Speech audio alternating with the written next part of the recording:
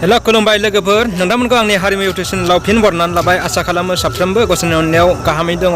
दिनैनि भिडिअनि गुबै टपिकआ जाहैबाय लोगोफोर जोङो बर'नि गुबै धोरोम बाथौखौ जों बयबो मिथिखायो। बै बाथौखौ माबोरै हेबनांगौ बेनि बागै नोंथांमोना बे भिडिअआव नुगोन। नोंथांमोना नायबानो जाबाय भिडिअखौ। बाथौ हेबनो थाखाय जों गिबियाव नैबेबायदि थरसे औवा गाजला लानांगौ आरो गोलाव बिजौ गोनांनो। बे औवायाबो नेम दंबावो जाहैदों।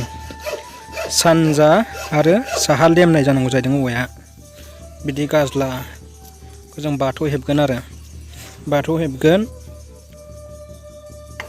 नायबाय थाबानो जाबाय भिडिअखौ।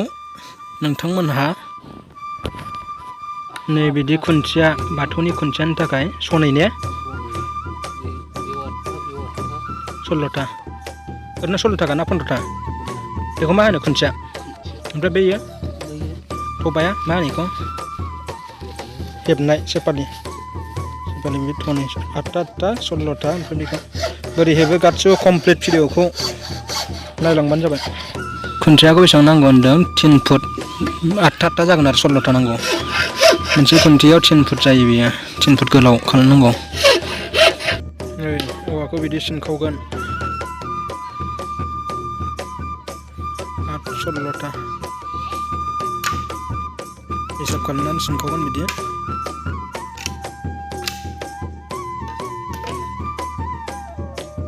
गुदि आरो इयो बाथौनि खुन्थिया लिरदोंथ'।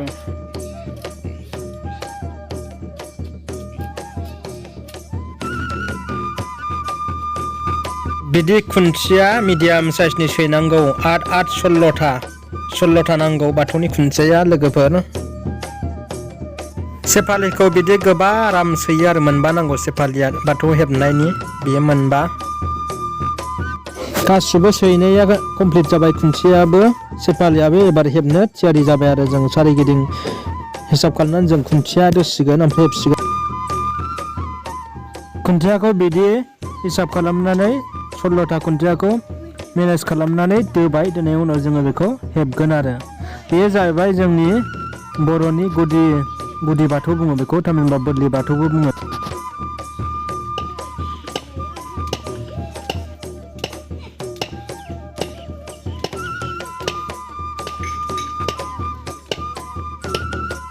बेबायदिनो फारसे एकसालिया मोनसे हेबलांगोन आरो मोनबा नालाय सेफालिया बेनो बाथौ। 5 अनजिमानि सान्थौ बाथौनि बान्दोआ बान्दो बा सिजौनि गरङा सिरे बान्दाया बेनो लोगोफोर।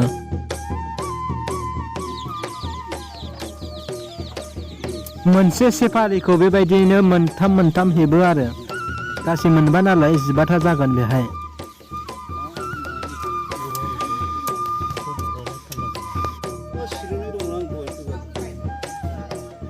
सिजौआ जाबाय बुहुमनि गोहोगोरा दंफां।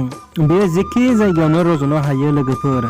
आं बेवहाय खेराइनि मिउजिकखौ बेकग्राउन्डआव होनाय जादों जाहाथे भिडिअ नायनायाव नोंथांमोना बरिं मोना आरो बेनि थाखाय जुदि नोंथांमोना गोरोन्थि नुदोंब्ला निमाहा खालामो लोगोफोर।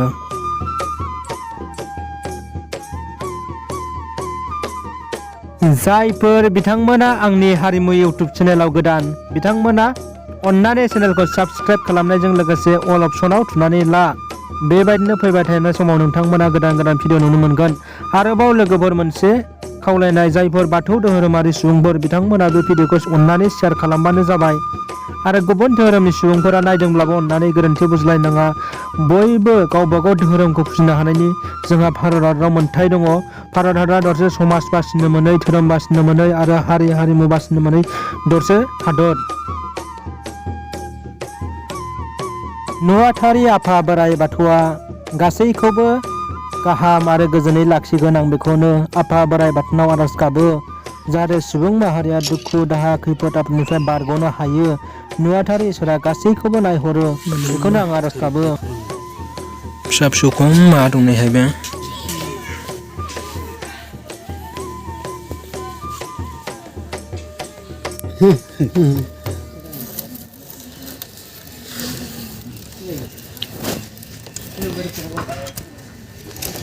थेवलखौ मोनबेसे होदों?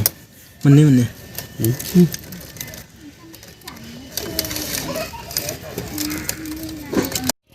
बाथौ दुमनाय आरो बाथौ हेबनाया जोंना कमप्लिट जाबाय लोगोफोर। आरो जोंहा दिनै ओंखाम गोरलैनि फुजा दंमोन, बेनिखायनो बाथौखौ गोदान दुमजोबनाय जाबाय।